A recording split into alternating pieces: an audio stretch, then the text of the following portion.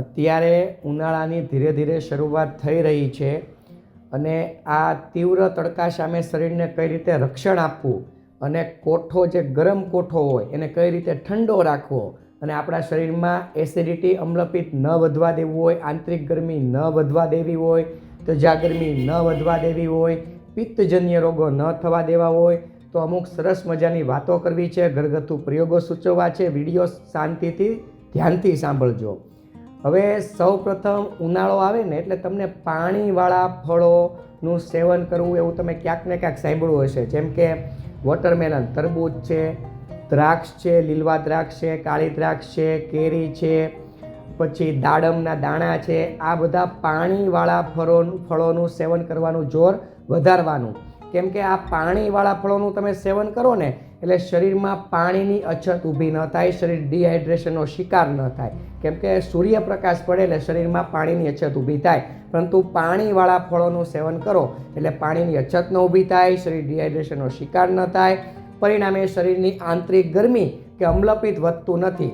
કેમ કે જો શરીરમાં પાણી ઘટે તો અમ્લપિત્તને વધવાનું મન વધારે થાય છે. કેમ કે પાચક રસો છે એનું સંતુલન પાણી પણ ક્યાંક ને ક્યાંક રાખતું હોય છે, પરંતુ પાણીની ઘટ પડે એટલે પાચક રસો વધારે સક્રિય થાય, પરિણામે અમ્લપિત્ત વધતું હોય છે. એટલા માટે પાણીવાળા ફળોનું સેવન ખાસ કરવું જોઈએ. કેમ કે શરીરની સ્ટેમિના રહે, થાક ન લાગે, શરીર ડિહાઇડ્રેશનનો શિકાર ન થાય, ઇલેક્ટ્રોલાઇટ જળવાઈ રહે અને શરીરમાં અમ્લપિત્ત એસિડિટી થવાની શક્યતાઓ પણ ધીરે ધીરે ઓછી થાય છે. બીજા નંબરે તુરિયા છે, ગલકા છે, દૂધી છે, પરવળ છે, આ પ્રકારના વહેલા વર્ગના શાક વધારે ખાવાના. કેમ કે આ સરળતાથી સુપાચ્ય થઈ જાય અને આ બધા શાકનું સેવન કર્યા પછી તમને પાણી પીવાનું જે વધારે પડતું મન થતું હશે એમાં લિમિટેશન આવી જશે. કેમ કે અમુક એવા તામસી જે પિત્ત વધારનારા શાક છે, જેમ કે ભીંડાનું શાક છે, સરગવાનું શાક છે, આ બધા ક્યાંક ને ક્યાંક થોડા ઉષ્ણ શાક છે. એટલે આ શાકનું સેવન તમે કરો એટલે તમને પાણી પીવાનું મન થોડુંક વધારે થાય. પાણી વધારે જો પીવાઈ જાય તો પણ અપચો છે કે પેટમાં ગડબડી છે, આ બધી શક્યતાઓ ઊભી થતી હોય છે. પરંતુ વહેલા વર્ગના શાક તમે એનું સેવન કરો એટલે તમને ઉનાળામાં પણ ફાયદો થાય, સરળતાથી સુપાચ્ય થઈ જાય અને તમને શરીરમાં જે આંતરિક ગરમી કે કોઠાની ગરમી છે એમાં પણ તમને ખૂબ ફાયદો થશે. એટલે વહેલા વર્ગના શાક ખાસ ખાવા જોઈએ. ત્રીજા નંબરે ગુલકંદને આપણે ન ભૂલી શકીએ. દિવસ દરમિયાન અડધી ચમચી અથવા 1 ચમચી ગુલકંદનું સેવન કરવું જોઈએ, જે તડકા છાંયડાની પદ્ધતિએ બનેલું હોય, સાકરમાં બનેલું હોય અને દેશી પદ્ધતિએ બનેલું હોય. એ ગુલકંદનું સેવન એટલે કરાય કે ગુલકંદ છે ને તે આંતરિક ગરમીને દૂર કરનાર છે, કોઠાની ગરમીને દૂર કરનાર છે, પ્લસ કબજિયાતની સમસ્યામાંથી પણ તમને લોકોને મુક્તિ અપાવે છે. એટલે સૂર્યપ્રકાશ સામે રક્ષણ મેળવવું હોય, શરીરમાં ગરમી ન વધવા દેવી હોય તો ઉનાળામાં ખાસ ગુલકંદનું સેવન કરવું જોઈએ. આપણે દૂધીના જ્યુસને ન ભૂલી શકીએ. સવારે નરણા કોઠે અડધો ગ્લાસ અથવા 1 કપ દૂધીનું જ્યુસ પી શકાય. જ્યારે ખૂબ ગરમી શરીરમાં ઊભી થઈ હોય, એસિડિટી અમ્લપિત્ત કાબૂમાં ન રહેતું હોય અને શરીરમાં તજા ગરમી જેવું લાગતું હોય, હાથ પગના તળિયા બળતા હોય, આંખો બળતી હોય, છાતીમાં બળતું હોય, શરીરમાં કોઈ પણ પ્રકારની પિત્તજન્ય બળતરા હોય ત્યારે દૂધીનું જ્યુસ થોડુંક સંચળ નાખીને તમે એનું સેવન કરો એટલે સરળતાથી સુપાચ્ય થઈ જાય અને દૂધી ઠંડી છે એટલે કોઠાને, ગરમ કોઠાને તે ઠંડુ કરવામાં મદદ કરે છે. હવે દૂધીમાંથી દૂધીનો હલવો પણ બને. એમાંય સાકર, ખડી સાકરમાં બનેલો દૂધીનો હલવો તમે મીઠાઈ તરીકે સેવન કરશો તો પણ ખૂબ ફાયદો કરે છે, આંતરિક ગરમી દૂર કરે છે અને ગરમ કોઠાને ઠંડો કરે છે અને ઉનાળાના સૂર્યપ્રકાશ સામે પણ તમને લોકોને રક્ષણ આપે છે. દૂધીનું શાક પણ ખાજો, કેમ કે દૂધીનું શાક પણ એટલું જ ઉપયોગી છે.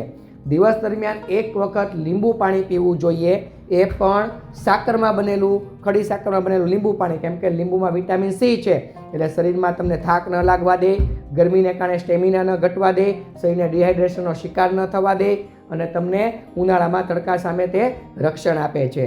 એટલે ઉનાળામાં 1 વખત દિવસ દરમિયાન લીંબુનું પાણી અવશ્ય પીવું જોઈએ. બીજો ઓપ્શન પણ આપી દઉં છું. લીંબુ પાણી સાકરમાં બનેલું ને વરિયાળીનું પાણી પીવું જોઈએ. લીંબુ પ્લસ વરિયાળીનું પાણી. કેમ કે વરિયાળી છે ને એ પણ આંતરિક ગરમીને દૂર કરનાર છે, કબજિયાતની સમસ્યામાંથી મુક્તિ અપાવનાર છે, પેટના પ્રોબ્લેમ હોય એને પણ તે સોલ્વ કરનાર છે અને તમને સૂર્યપ્રકાશ સામે રક્ષણ આપશે અને આંતરિક ગરમીને દૂર કરી કોઠાને ઠંડો કરવાની કોશિશ કરે છે. વરિયાળીનો મુખવાસ પણ તમે એનો ચાવીને સેવન કરી શકો છો. જમ્યા પછી થોડોક વરિયાળીનો મુખવાસ ચાવીને તમે ખાવાની ટેવ પાડજો તો પણ ભોજન સરળતાથી પચી જાય છે, તમારા ત્રિદોષનું પણ બેલેન્સ રહે છે અને ગરમી ધીરે ધીરે શરીરમાં ઓછી થાય છે. નવી ગરમી વરિયાળી થવા પણ દેતું નથી. આ પણ એક સરસ મજાનો ઉકેલ છે. ઉનાળો આવે એટલે શેરડીનો રસ તમને બજારમાં મળતો જ હોય છે, તો શેરડીનો રસનું પણ તમે લોકો સેવન કરી શકો છો, કેમ કે શેરડી પીવાથી પણ શરીર ડિહાઇડ્રેશનનો શિકાર નહીં થાય અને તમને આંતરિક જે નબળાઈ રહેતી છે એ પણ દૂર થશે અને આંતરિક શક્તિ ઊભી થશે.